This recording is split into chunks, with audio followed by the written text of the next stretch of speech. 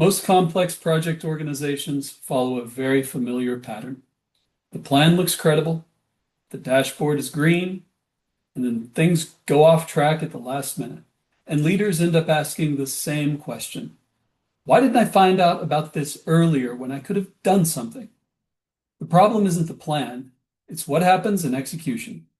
Everybody here has been on a busy highway and seen everything just slow down and stop. You're crawling along in traffic, waiting to see the big wreck, but there's not one. And you wonder what happened. The whole traffic jam was probably caused by somebody switching lanes suddenly, and everybody behind them had to tap the brakes. And 5 minutes later, and 2 miles back, the highway turns into a parking lot. It's the same thing happening in busy project organizations. Small changes don't stay small. They ripple through task dependencies and shared resources.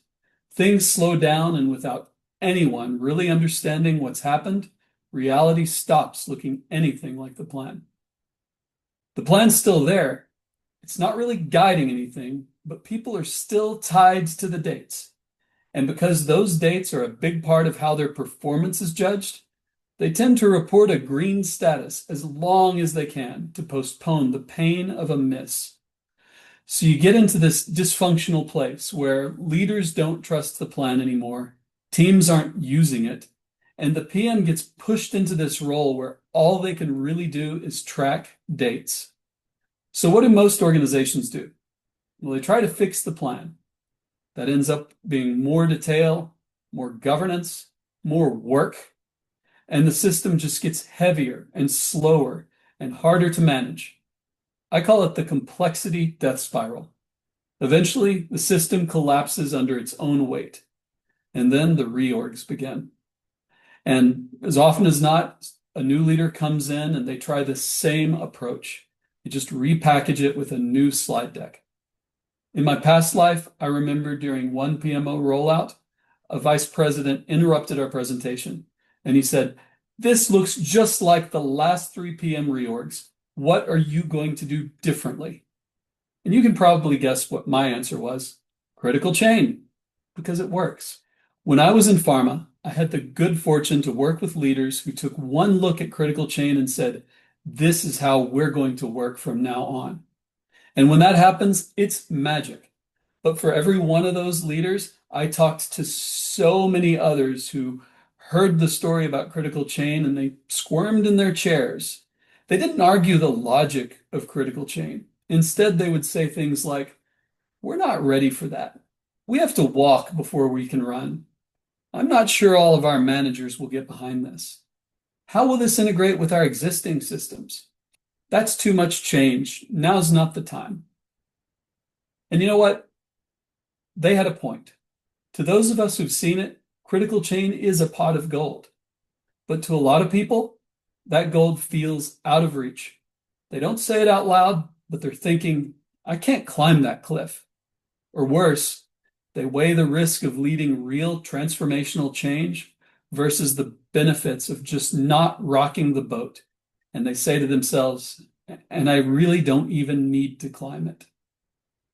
After 25 years of trying to bring new medicines to patients where faster projects can literally mean life or death, that last one really bothers me. I didn't join ProChain to sell critical chain methodology. I joined ProChain to help organizations deliver projects that matter. So if your organization is ready to climb that cliff, do it. You won't look back. But if you're not, you can still help those reluctant leaders get there. And that's what I want to talk about today. It's a different path to the goal, a path that offers value at every step without being blocked by all those upfront worries about risk and disruption. We start with something simple. We build a plan that the team actually believes. In many organizations, plans are really just a stitched together set of cycle times, more often than not compressed to hit a milestone date that's already been decided. We take a different approach with teams. We bring everybody together and build a network. In Fusion, they do it together in real time. And we don't talk about dates. We focus on the work and the real world handoffs. And for the first time, everybody can see where they fit, what they need from each other, and how the whole thing really comes together. And when a team has that, something interesting starts to happen. They can start challenging the plan instead of just defending the dates. Somebody finds a way to break a dependency, and the whole team sees a milestone move in by a month, right in front of their eyes, and then they lean in and they go to work. I've literally had to tell teams to stop because they were getting a little too creative. But they walk away with something they didn't have before, a shared understanding of the true critical path that they've pressure tested. They know what the constraints and the opportunities are, and they're ready to have better conversations with their sponsors about real trade-offs. For years, I've seen senior leaders come out of governance meetings frustrated by the back and forth over dates with no real solutions. And so when they see a team bring this forward, they finally get what they've been wanting, something they can act on. And we haven't even talked about critical chain yet. No big changes in behavior, no buffers or ranges, no big splashy rollout, just a team with a plan they actually believe in. But there are plans, and then there's reality. I told a pharma team once, I'll make you one promise. Whatever you plan, it's not what's going to happen. And they all kind of laugh, but they were nervous because they knew it was true. And I told them, but that's okay, because the purpose of a plan is not to predict the future. It's to help your team get the best possible outcome, even as things change. So instead of tracking dates, we're going to use the plan to respond to change. We call it the progress loop. The teams can see the ripple effect together in real time. Instead of pressure building under the surface while everybody pretends things are on schedule, the team updates progress. They assess the changes as a result of where they really are today, and they use that plan to help people focus, to remove the blockers. So the PM's role changes. They stop asking, are you on track to hit your date? And they start asking, is the critical work able to move at full speed? That's a very different conversation. The PM stops being the date police, and they start being someone who's seen as an enabler and an advocate for the team by removing blockers. One project manager told us recently, this is the first time I actually feel like a project manager. So now we're halfway up the cliff. Teams have plans they believe in.